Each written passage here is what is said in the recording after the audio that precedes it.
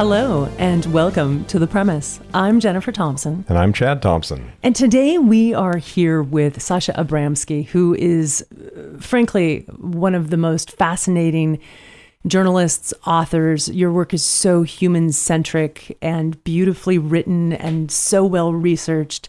I'm a huge fan, Sasha. It's really, really lovely to have you here with us today. It's lovely to be on, and how could I possibly be in a bad mood after an introduction like that? Well, I got to tell you, I'm going to be super honest with our readers. You and I were scheduled to do a podcast for your last book, Chaos Comes Calling. And I actually wasn't able to do it. It was too much for me to dig into the emotions around that book and the second, I think it was the second administration for our current president. And I'm so glad that you wrote another book so I could talk to you about this one. Well, if nothing else, I'm glad to then. This is such better content and so much more uplifting, right? Well, you know what? I mean, I do feel like chaos has been calling. And I think you even said this one time, or I don't know who said it, but it was at one of the events where you were speaking. And it feels like we're sort of on the Titanic and we're sinking, but everything seems normal. We're still at the ballroom dancing and listening to music, right? It's like there's so much happening politically and emotionally and economically that it's really hard to wrap your brain around it and feel happy, if I'm honest, Yeah, I mean, but what you're saying about sort of things seeming superficially normal, It's so strange. I mean, look, I go to the beach every day when I'm in San Diego to just walk and to clear my head. And you walk along the Pacific Beach boardwalk and everything seems normal. People are having a good time. There are people in the water swimming. There are kids playing. There are people with their feet in a bucket because they got stung by stingrays, whatever it might be. Everything just seems sort of run-of-the-mill and normal. And then you put on the news and you just get bombarded with this absolutely head-spinning, surreal diet of, I put news in parentheses because it's not even really news. It's this weird combination of propaganda, of reality TV, of social media, of artificial intelligence and deep fakes.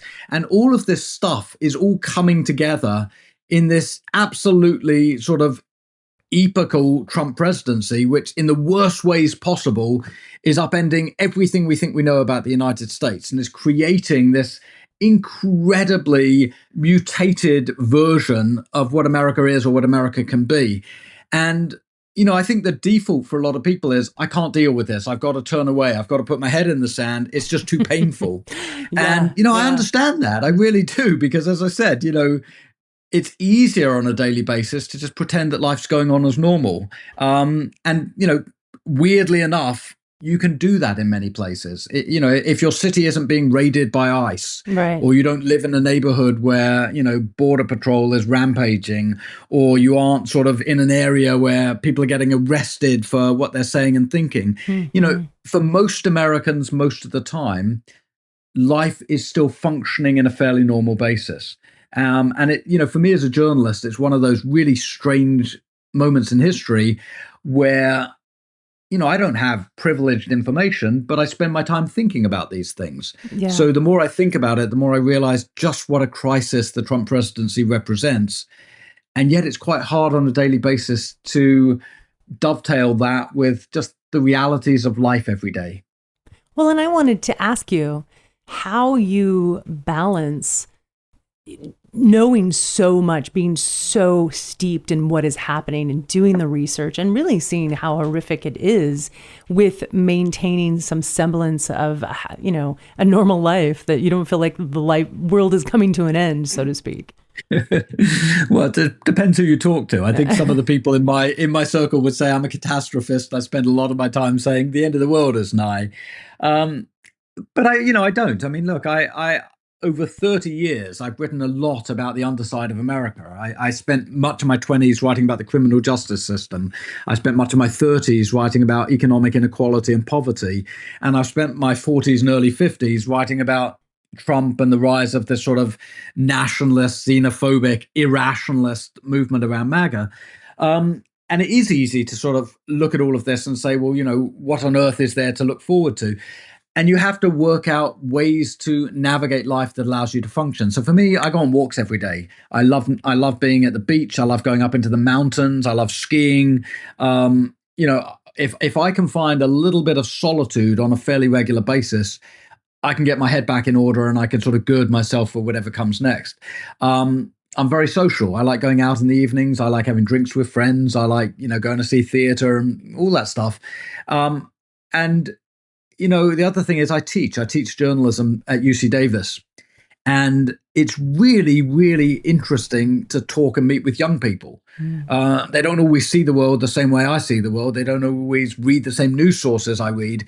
But I think it's really important to ground yourself by talking to people who have other experiences, especially younger people who see the world in a different way and navigate the world in a different way. And so for me, those are the ways I cobble together a sense of normalcy. But I will say the Trump era is a challenge because the Trump era is so irrationalist. When you have a president who 1 minute is saying we're going to invade Greenland and the next minute is saying we're going to destroy a civilization at 8 o'clock at night, and the next minute is tweeting that he's a reincarnation of Jesus Christ. When you get to that point, you're in a sort of weird Hunter S. Thompson kind of hallucination. Right. I sometimes sort of really feel that I've gone down the rabbit hole and that the world that we are living in is not the world that it's supposed to be. There is no political metric that gets you to a president as insane as Donald Trump. There's no known metric that gets you to a moment in time where everything that you think is familiar about the way the political system functions suddenly doesn't hold anymore. Right. And I think that, not just for me, but for anybody who's covering the Trump era, it's a real challenge because we've been trained to interpret politics in a certain way. And one of the foundational things we all think about is that democracy is irrational. And we think about America as being a sort of preeminent democracy, a larger-than-life democracy with this sophisticated governing system and all these checks and balances and all these brakes on irrationality. And it turned out that a lot of those brakes were chimeras, that they were just ready to disappear. And a lot of the things that we thought about the way the American system functioned actually don't hold water. They were customs, but they weren't sort of embedded into the system nearly as weightily as we'd like to think. We thought so. And so, I know a lot of political journalists all around the country, and every one of them seems to be having this same thing, that the world we thought we knew is actually very different. And it's different in a very unpredictable way, a very snarling kind of nasty way. And it forces us to recalibrate how we think and talk and write about the world that we're, being paid to write about. Yeah. The thing that gets me is how quaint ideas like the parliamentarian and Jimmy Carter having to give up his peanut farm seem in retrospect. Well, I mean, everything. Look, I mean, when I was a young adult just starting out in reporting, the biggest scandal was Bill Clinton, who may or may not have had sexual relations with Monica Lewinsky. And that was an impeachable offense. Well, if you fast forward to the Epstein era, we've got a president of the United States who is implicated in, far and away the worst. I mean, I don't even know what to call it. It's so far beyond a sex scandal, but he's deeply implicated in one of the most sordid sexual scandals in modern political history. He's deeply implicated in numerous corruption scandals. He's doing absolute self-dealing around cryptocurrency, around his golf courses, around his hotels. He's basically declared that the White House is for sale. And yet he's got a party behind him that is tolerating all of that and enabling all of that.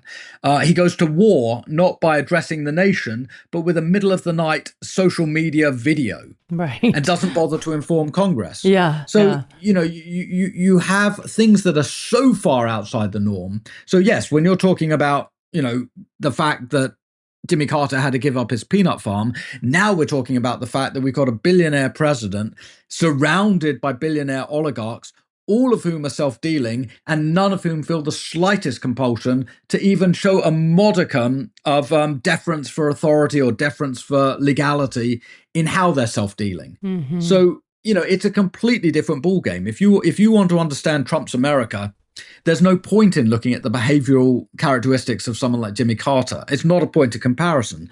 If you want to understand Trump's America, you look at Putin's Russia, or you look at Viktor Orban's Hungary, until Viktor Orban was unceremoniously booted out by his own voters last week. But you look at the authoritarians of the early 21st century, and that tells you the political footprint that Donald Trump's aiming for. And it's radically different from the political footprint that any other president of any other party has aimed for in American political history. Does Orban give you any hope?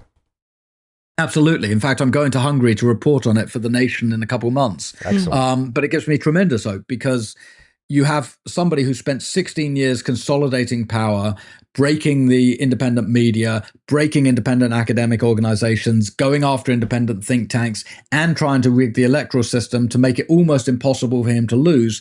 And at the end of the day, not only did he lose, but the opposition party got 2/3 of the seats in parliament. Wow. So absolutely, if you were looking for an endpoint where the sort of xenophobic kind of populism, the irrationalist populism of Orban and Trump runs its course, we saw it in Hungary last week. So the question in America is, will it run its course sooner rather than later? It will run its course eventually. I mean, all political movements eventually wipe out. Sure. At the moment, Trump's doing a pretty good wipeout. I mean, every day you see his base is fracturing. You see it around the Iran war. You see it around the price of gas. You see it around some of what he's done with these, tweets where he's sort of saying, well, I'm a reincarnation of Jesus, which doesn't sit very well with an evangelical base. You're seeing all these sort of hints that Trump's lost his rhythm, that all the things that allowed him to be a very, very successful demagogue are suddenly turning against him. And he's lost the ability to control his own narrative. And I think partly that's because he's getting increasingly senescent. And, you look at the tweets and social media posts that he issues in the middle of the night when he's sundowning and he's alone. And it's very hard to spin them as being cunning as a fox. I know there are still some people out there who are saying this is just Trump and madman theory. This is just Trump wanting to show that he's edgy. Well, it's not. If you actually read what he's writing, they're the rantings of a lunatic. Right. I mean, quite literally. Yeah. If you read the 482-word post that he did last week about Megyn Kelly and Tucker Carlson and Alex Jones and Marjorie Taylor Greene, it literally could have been the rantings of somebody off his medications on a street corner, the kind of person that you grab your child's hand and you walk away from because you're worried that he's going to explode in violence. And you avoid eye contact with him because you're worried if you in any way engage with him, he's going to hurt you. And that is the president of the United States with his hand on the nuclear trigger. Right. I find it absolutely terrifying. And I think a critical mass of Americans are waking up to just how terrifying and irrationalist this moment actually is. Indeed. And I think what I like most about American Carnage is that you've chosen to tell the story through the intimate lives of people who have been affected by Doge. And, let me just tell our listeners again. So we sort of skipped in. We're really here to talk about American Carnage, how Trump, Musk, and Doge butchered the U.S. government. Your latest book, now available where all books are sold. And if you hang on till the end, I'll tell you where you can get it at a discounted rate. But in this book, we meet many people who their lives have been upended, and you do it in such a way where it's intimate, but you also go into the facts of what's happening on such a large scale. What made you decide to tell the story in this way? Well, I was looking for ways to tell the story of the Trump era, and everything we've talked about now is the sort of authoritarian, irrationalist endpoint of Trump in 2026. But if you want to understand how Trump in 2026 accumulates all of the power that allows him to be unleashed, you have to look at what happened with the Doge purges in early 2025. And the reason for that is Trump and his acolytes, Trump, Elon Musk, the Heritage Foundation people who were behind Project 2025, all of them had this idea that there were large parts of the American government that you could just eviscerate. You could do it without congressional input, you could do it without legislation, but that if they were in some ways blocks to Trump's increasingly extremist agenda, you could do end runs around them. So they came in with this plan, and the plan was you would create a department that would have a mandate to eviscerate government function.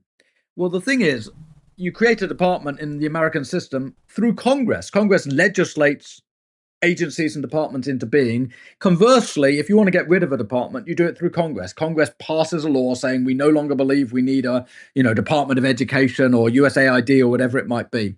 But Trump and Musk didn't have the patience for that. So they came in and through a series of social media posts, Trump conjures this illegitimate Department of Government Efficiency into existence. And then through social media posts, he appoints Elon Musk, the world's richest man, to head the Department of Government Efficiency, again, with no congressional input. Musk comes in, brings a whole bunch of tech bros in with computer skills to hack government. And I say that quite literally. Their mandate was basically to come in and go into the financial and information pipelines of all of the different government departments. And there are more than 2 million people, or there were more than 2 million people in the federal civilian workforce.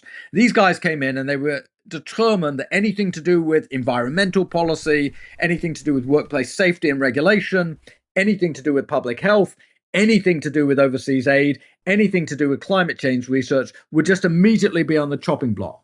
And they came in, and in the space of a very few weeks, they bulldozed huge sectors of government. And you're right, I write about them very intimately in my book. I found 11 federal workers who were willing to trust me with their stories over 6 months. And I basically followed them for the first half of 2025 as their lives were being upended. And their lives were being upended in a few ways. They were being told either they didn't have jobs, or that they did have jobs, but they weren't allowed to work at the jobs, or that they did have jobs, they still could work at the jobs, but they would have to do all of this make work stuff, like sending in to Elon Musk 5 things that they'd done each week that justified their continued employment.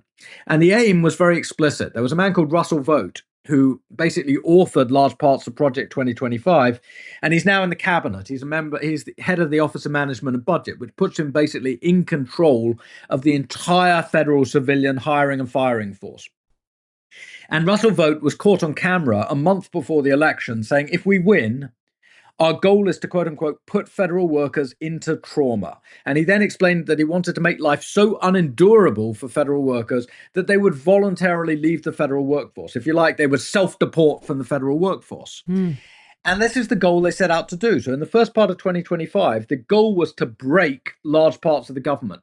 The headline was that they were doing it in the name of government efficiency, Department of Government Efficiency, and that they would generate hundreds of billions of dollars of savings, and that every American taxpayer would receive a Doge refund check. Well, none of that materialized. Right. We laugh about it now because it's comical. Yeah. Literally none of it materialized. There were no refund checks. The savings were minuscule. They weren't hundreds of billions. They may have been a few $billion. And the consequences were absolutely vast. So in the space of 2 or 3 weeks, USAID, which was the crown jewel of American soft power overseas, was destroyed. And all of that medical expertise that distributed life-saving medicines in some of the poorest countries of the world was shattered. And the estimates are that millions of people have already died as a result in just the 1 year since Doge got rid of USAID, and that many, many millions more will die in the next years leading up to 2030 because of this. So we're seeing just these absolutely extraordinary and destructive real-world consequences.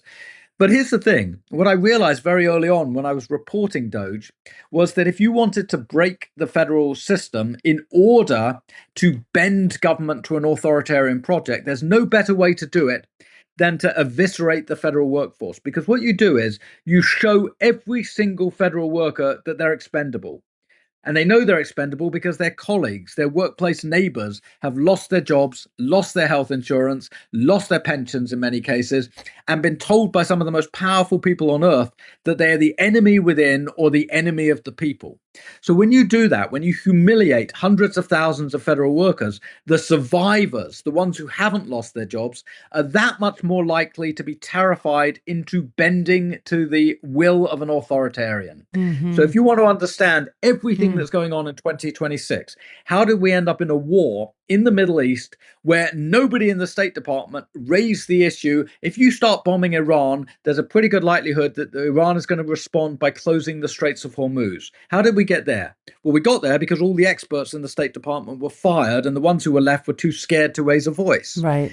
If you want to understand how do we get to a position where ICE is rampaging in Minneapolis and shooting people dead in broad daylight, the same thing. if you fire all the decent people, the ones who are left and the ones who are willing to work with a gangster government tend to be the ones who are willing to bend not to what is right, but to what they think their political taskmasters want to see and hear.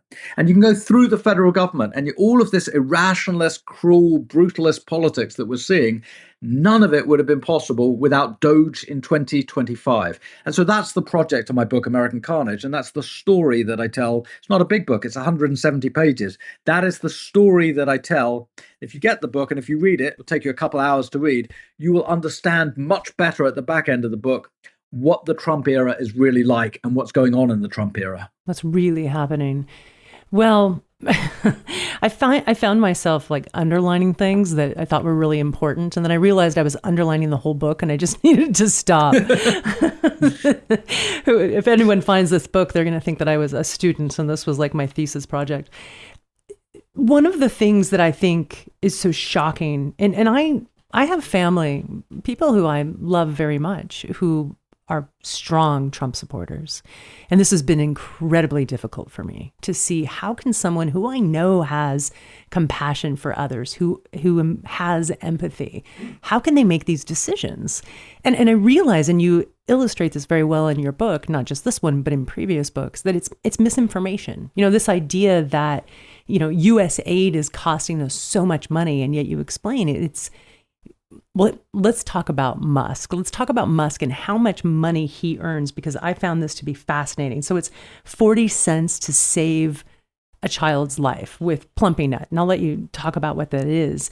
And Musk earns $600 million per day.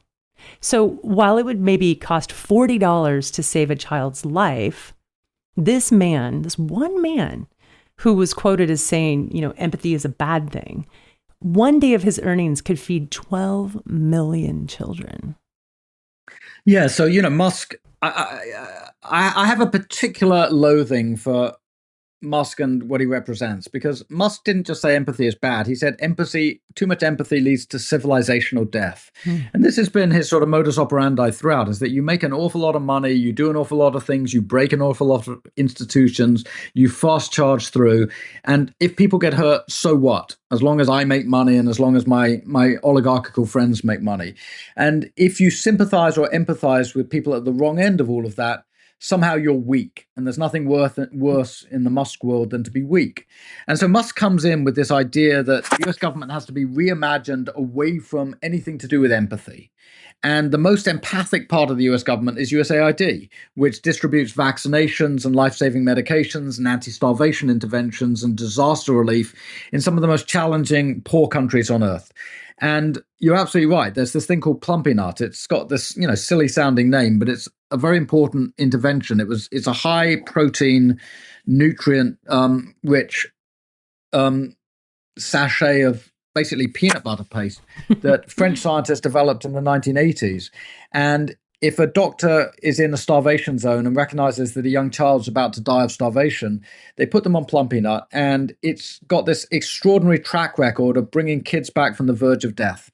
And if a doctor says the kid needs to be on Plumpy Nut, they need about 4 sachets a day, and they need it for about 6 to 8 weeks. So a total course of Plumpy Nut over that 6 to 8 weeks is about $40 or $50. And Elon Musk, who's saying we can't afford any of these things anymore, we got to downsize government. Elon Musk, in the early part of 2025, when he was head of Doge, because he was so close to the center of power, he was able to increase his wealth on a daily basis by orders of magnitude. So in the first few months of 2025, his wealth increased by a couple $100 billion. So you mentioned 600 million, but there were some days when it was way more than 600 million a day. So I did a back of the envelope calculation. Wow. And what you find is that if Elon Musk had been willing to give up one day of his gains in February of 2025, when he was gutting USAID, somewhere in the region of 12 million kids could have been put on Plumpy Nut. And Elon Musk wasn't willing to give up one day of his income. He was sitting there playing video games. He was sitting there, you know, spouting white nationalist tweets on his X platform. And he was doing what he called feeding USAID to the wood chipper. And the consequences have been literally millions of excess deaths around the world in the years since then. And so if you're thinking of the Trump project, and American Carnage really sort of dives into this, you can't think of the cruelty and the violence and the excess death as being incidental, because it's not. It's actually a core part of the Trump project, this imposition of a brutalist might is right, force is right vision of the world, both domestically and in terms of foreign policy. And we've seen it time and again. Stephen Miller, Trump's right-hand man, went on CNN and gave this just infamous quote in which he said that, the world's always been about force and always been about might, and it always will be. Force and power go together. And the idea is that we no longer care about soft power in this country. We only care about hard power. We no longer care about international law. And, Defense Secretary Hegseth has said this explicitly, that international law holds you back. It's weak. And you want to unleash your army to do anything. And in the recent war, the war in Iran, Hegseth has been calling for God to basically bless the killing without mercy of opponents. And when the Pope had the temerity to step in and say, well, I know a little bit about theology, and you're speaking, well, he didn't say horse shit, but he basically said, you're speaking horse shit, Hegseth. The entire Trump administration rounded on the Pope and basically accused him of not understanding theology. Well, this is an absurdity. It's an absolute absurdity. But this is where we are in the post-Elon Musk, Donald Trump world, this world where empathy is shunned, and where if you can abuse, you do abuse. And if you can pillage, you do pillage. And if you can rape and plunder, you do rape and plunder. I mean, this is what the Trump administration is like. It's sort of watching medieval Vikings marauding through a conquered country, except they're not medieval, they're modern, and they're not marauding through an overseas country. Well, they are at times, but basically they're marauding through the United States. They're plundering their own country for private gain.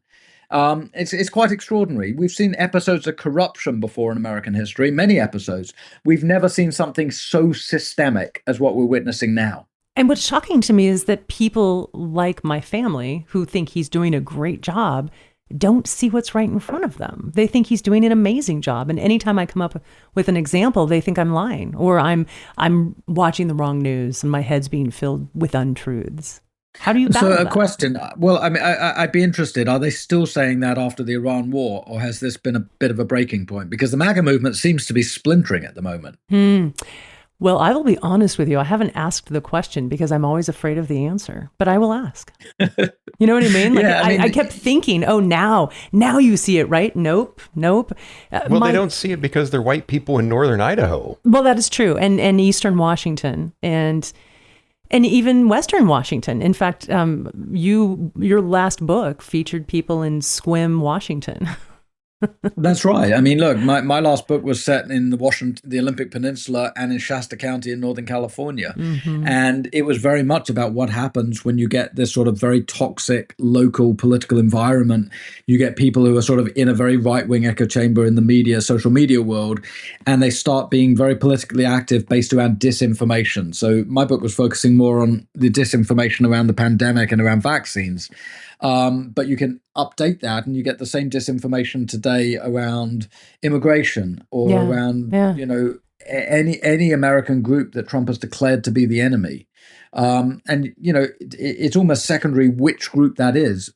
What's most important is that there is an enemy that Trump can focus on. So it shifts with the winds. One moment it will be, Somalis. The next moment it will be Haitians. The next moment it will be transgendered Americans. The next moment it will be, woke Americans or whatever it might be. As long as there's an enemy that Trump can harness his, focus his rage on, then you're going to have an element of the population that is all in for him because they respond very well to his demagoguery. What I find fascinating about the last few months, though, is that as I said earlier, his control of the narrative is breaking down. So what used to be a sort of somewhat controlled demagoguery is now completely out of control. And things are being said by Trump and by his inner circle that are so manifestly insane that you even get people like Marjorie Taylor Greene publicly breaking with Trump and saying, look, the man's insane. We need to talk about the 25th Amendment. Right. I mean, that's fascinating. That wouldn't have happened a year ago. Trump would have been doing, much of the same awful shit that he's doing today. He would have been doing a year ago, but he would have had cover because people like Tucker Carlson would have stuck with him. Today, they're not sticking with him. And I think that provides an opening for a gradual thawing of American politics, because we're not going to stay frozen in the Trump era forever. Nothing stays frozen forever. It sure feels like it, though. I'll tell you what. I constantly battle with myself. Are these people wanting to break the government? Because that's what it feels like. It feels like, and I don't understand how so many people could be okay with what's happening when it's so obvious. And then that begs the question, do they just not realize what's happening? Or is this really what they want? Is this the outcome they seek? They really literally want to break government. I think some do. I mean, there's certainly the Heritage Project 2025 wing, which has a deep ambition to break not all parts of the government. They don't want to break the military parts of government. They don't want to break the national security parts, and they don't want to break the anti-immigration parts. So as long as there's a well-funded military that's capable of bombing any country on earth, and as long as there's a well-funded ICE that's capable of terrorizing any community in the country, that for them is government doing its functioning. What they don't want is government that regulates. They don't want any kinds of regulatory breaks on private business. They don't want any acknowledgement of the reality of climate change, because if you acknowledge it's real, then you kind of have an obligation to do something about it, and that impinges on profit. They don't want any federal involvement in education, because if you can localize education, you're going to get an awful lot of people in places like Texas or Idaho who are getting nothing but a right-wing vision of what the world looks like in their schools and their universities. So you have this idea that the federal government can be reimagined to break the inconvenient parts and to then bulk up the security parts. And I think that's where the MAGA movement is at the moment. It's not about getting rid of all aspects of government. It's not libertarian. I mean, Rand Paul may sort of stay in the Senate and vote largely with Trump, even though he's a libertarian. But by and large, the MAGA movement is not now and never has been a libertarian movement. It's a deeply authoritarian movement that is very, very comfortable with using every part of the security apparatus of the state to clamp down on dissidents within the United States.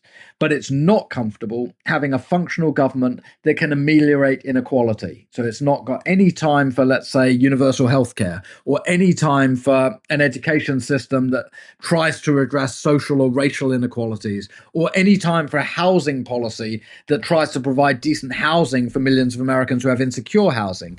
That's not the vision of government that they want to be a part of. But I think the interesting thing is that as the consequences of MAGA are becoming more obvious, and you see it all over the place, you see parts of government that are utterly dysfunctional. You see people waiting months to access Social Security or Medicare.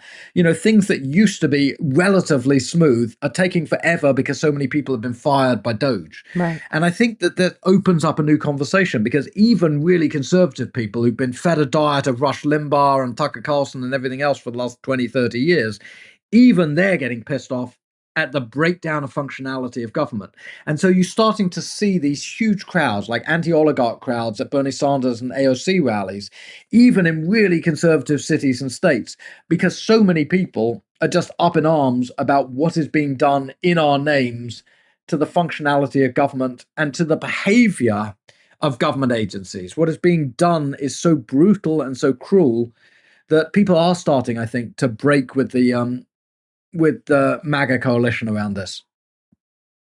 And it is so brutal and so cruel. And there's so many examples in the book, but one of them who I'd like to talk about is a particular woman who, well, actually many people were fired for the reason that you're not good at your job, essentially. And now these people are never going to be able to get a job in the federal government again.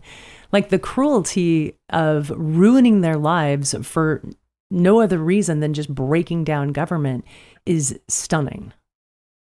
That's right. I mean, there's several people in the book who were fired erroneously for, after being told they had poor performance reviews, even though they didn't. So one of them's a woman called Kelsey Hendricks, and she's blind. She's always been blind. And she was working basically on the paperwork side at the National Oceanic Atmospheric Administration. She was one of the people who handled contracts and brought people into the organization. And she was fired with, a couple hours notice. She lost access to her health insurance, and she was told erroneously it was because she had poor performance reviews. Now, that happened all over the federal workforce. I interviewed forest fighters who said the same thing. I interviewed people at the CDC who said the same thing. In fact, there was one day where 800 employees at the CDC all received the same letter, a form letter saying you're being fired for poor performance. Now, the vast majority of those 800 were not poor performers and didn't have poor performance reviews. It was an excuse to fire people. And the courts ended up pushing back against that and saying you actually can't do that. Right. A lot of these people ended up being very reluctantly brought back onto the payroll, but then they were told they couldn't work, which is the other ultimate absurdity. If you're the Department of Government Efficiency, how on earth does it make any sense in terms of efficiency to bring people back, pay them thousands of dollars a month in salary, but tell them they have to sit on their hands and do nothing to access that salary? I mean, it makes literally no sense. It's one of those Alice down the rabbit hole moments.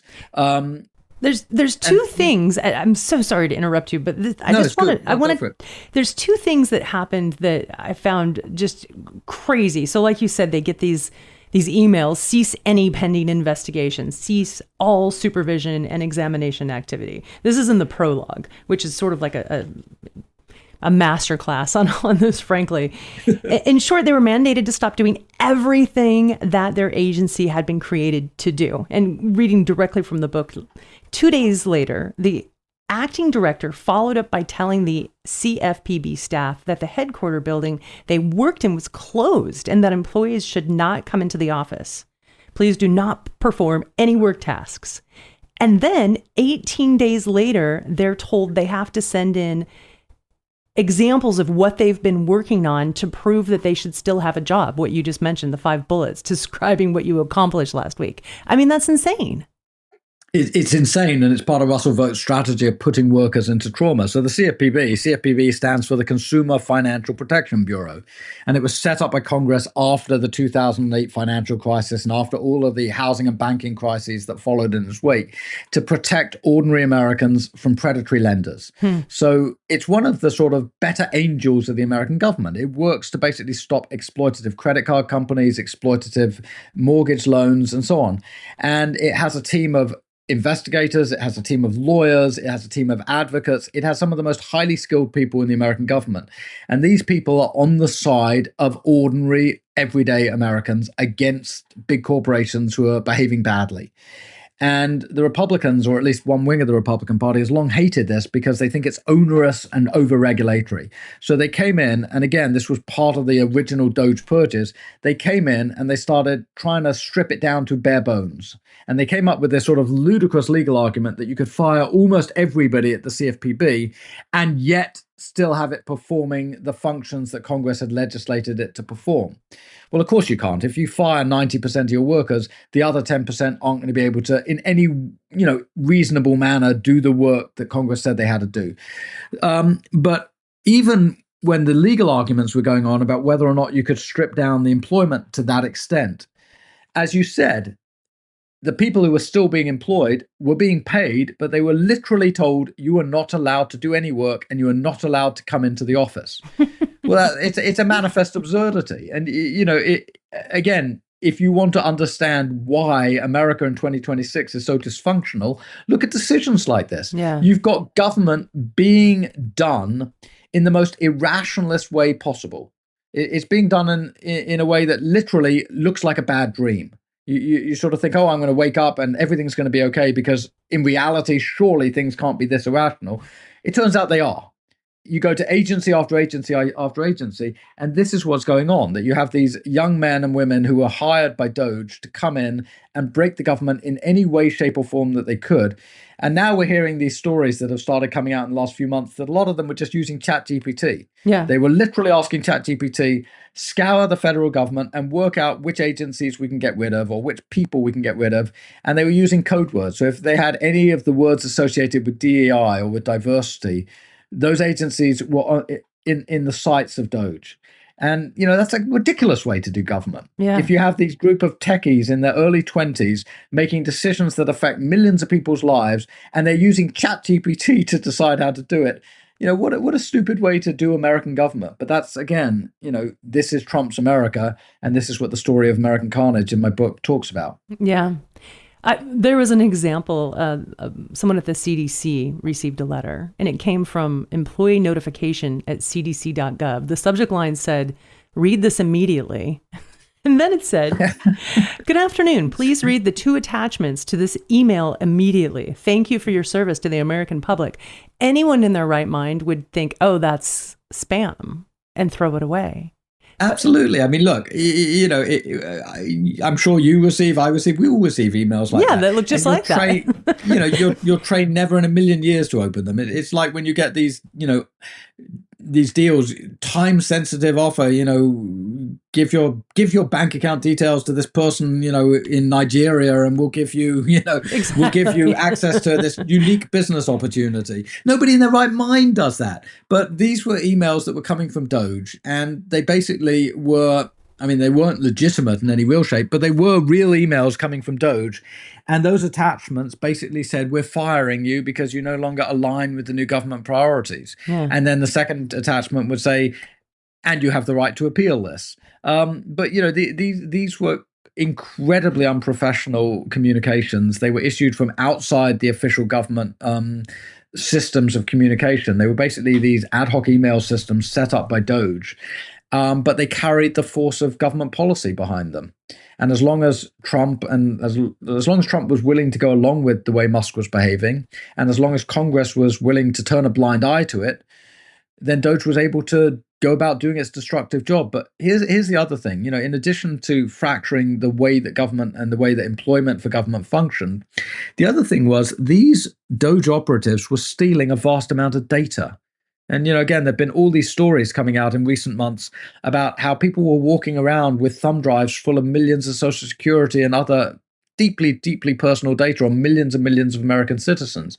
So, one way to look at the Doge heists, and you were talking about, your very conservative family who still go along with all of this, ask them if they're comfortable with the fact that these young Doge operatives basically stole all of their information. Hacked all their information about healthcare, hacked all their information about Social Security, hacked their tax-paying history, hacked their information on, if they were immigrants, what visa status they were on, hacked their information if they've ever used public housing, what housing systems they used. Mental this health, was the biggest Yeah, exactly. This was literally the biggest information heist, probably in human history, but certainly in American history. And it was done with no public accountability whatsoever. Yeah. Yeah, it's absolutely maddening. But her emails. But her emails. Lock her up. Yeah, exactly. I want to go back, and I do want to just, impress upon our listeners that, American Carnage is a really sublime book because you so beautifully show what's happening on both a granular scale, but also the big picture of it, which helps. I think it helped me understand a lot of why is this madness happening? There is some method to the madness, and that is the scary part. But now I would like to turn our attention to a specific address, 5 Hillway. We are pivoting to a different Yes, topic. we are. We want to talk about Sasha Abramsky, and I want to talk about you and how you became this journalist who uncovers such important topics, and you're a humanitarian in so many ways, and it started at that address at 5 Hillway. So can you bring us there and talk about your book, The House of 20,000 Books? So yeah, I can, because it's probably the book I'm both proudest of, and it also means the most to me emotionally. House of 20,000 Books is about my grandparents and their lives and the book collection that they had in North London, and the house they lived in from World War II all the way to when my granddad died in 2010 in his mid-90s. And it was this extraordinary house. My granddad was a completely self-taught man. He'd grown up in Russia under Stalin. His family had been exiled. And somehow out of that experience, he actually became, for many, many years until the 1950s, a communist and a self-taught historian. And he became one of the leading book collectors in England on socialist history and also on Jewish history.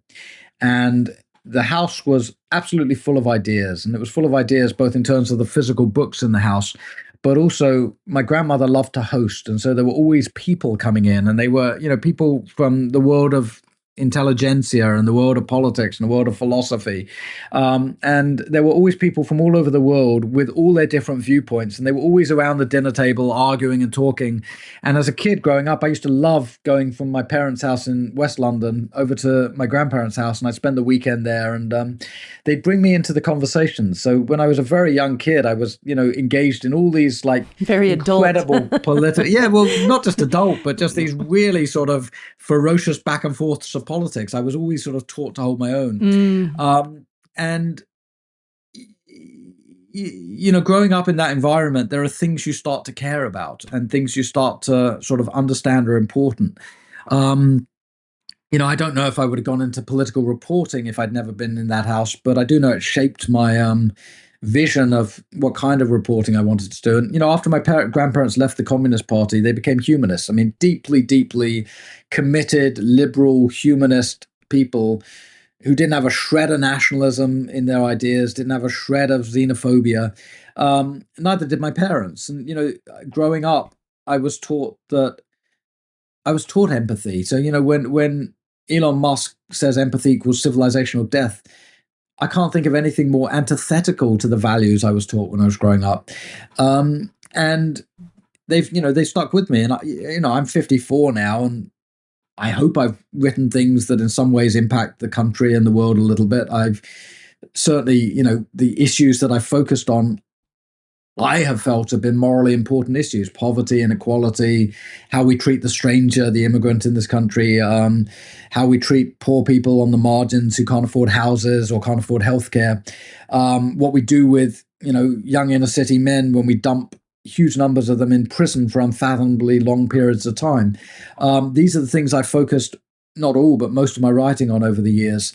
And now I'm sort of a venerable middle-aged journalist looking back a little bit. And, I don't think there are very many things I'd change about the way I've done journalism. I've always thought, and I tell my students this, that, journalism at its best is about bringing voice to the voiceless, and it's about telling the stories that tend to be ignored. Yeah. And journalism at its worst is just recycling the achievements of celebrities. Anybody can do that. It's not very interesting journalism. It's not very interesting storytelling. So, I think, yes, if you want to sort of understand where the kinds of things I think and write about come from, starting at 5 Hill Way is not a bad place to start. Yeah. Well, I was really moved by the video. There's a book trailer for The House of 20,000 Books where you're in the house and you're talking about your experiences and how your grandfather, shaped you and your view of the world by reading Spinoza, the Dutch philosopher, the radical rationalist, as these were a morality tale for you. And how old were you at that time? Oh God, I was young. I mean, Shimon would, do these things which with hindsight were, quite, not inappropriate, but quite ambitious, let's say. But he would treat children seriously. Yeah. And, with my own kids, I've tried, I'm not a book collector in the way my granddad was, but, I am part of the world of ideas in a small way. And I have 2 kids. They're both grown now. And, I as they were growing up, I tried very hard to, immerse them in the world of ideas and conversation, and get them self-confident in talking about ideas. And I, same with my students at UC Davis. I can teach students to write, but I also think very profoundly that a part of the mandate of a writing teacher is to teach people to think critically and think creatively. Yeah. And so a large part of my classes are just conversations about how to engage with the world and how to think critically about the world. And your grandfather, you had said, I think this is a direct quote, the world of ideas fascinated him. And that resonates with me so deeply because I grew up where books, to me, we didn't have television. In fact, we didn't really have electricity for a good portion of my childhood. Oh my. So I looked to books, and my father, would read so many books to me as a child. In fact, I'm pretty sure my little sister read Heart of Darkness by Joseph Conrad when she was 8. So kind of a similar, like, Speaking of inappropriate. Yeah, absolutely. When you said inappropriate, I was like, I might have one for you. This idea that we're not reading anymore, that journalism is dying and we're not seeking the truth. And so many people pride themselves on doing their research and finding the truth. And I hear this a lot from both the left and the right, but no one's actually doing that.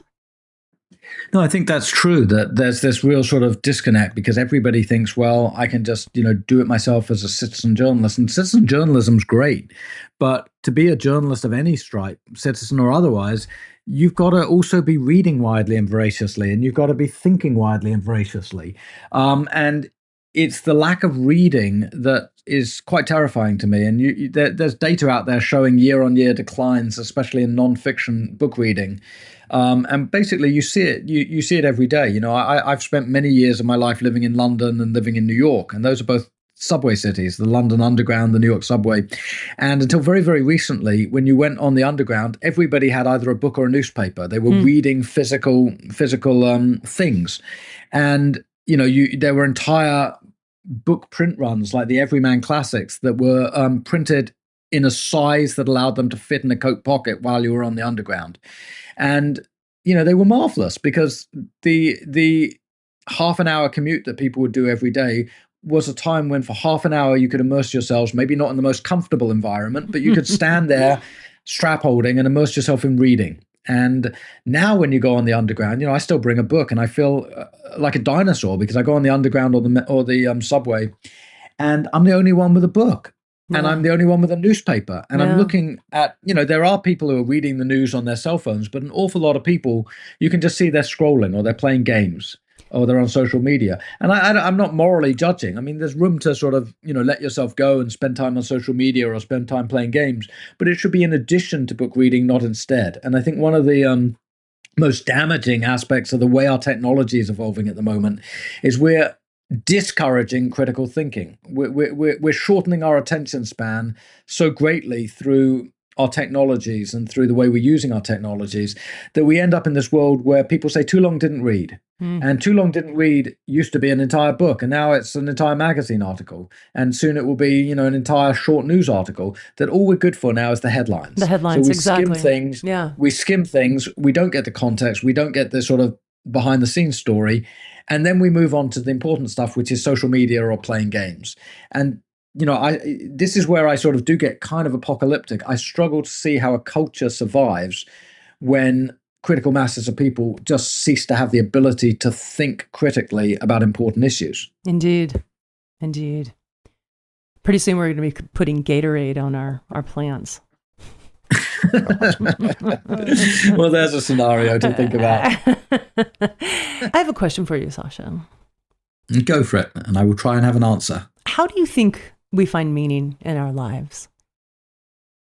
Well, I think everybody finds their own meaning. I'm not religious, so I know a lot of people find meaning through religion. I don't, but I think you have to find meaning through companionship, whether it's your partner, whether it's your children, whether it's your other family members or friends, people you love, people you respect, people you can have conversation with and break bread with. I think you find meaning in art and in culture, and I'm also, as I said earlier, when you asked how I relax, I think you find meaning, in nature. No matter how, I'm an urbanist. I love roaming around great cities and I love going to museums and theater and everything else. But I get very claustrophobic after a while, and I need to go and have a little bit of solitude and go on a long hike. And I think it's less important exactly how you find meaning, but that you're willing to find these spaces that give you meaning. And that, I don't know. I guess as I get older, I'm sort of a little bit more comfortable at giving advice as to how you find meaning. But at the end of the day, I do think, everybody has to find their own meaning and they have to find their own rhythm for getting there. But I do know that a lot of what we do at the moment is a distraction.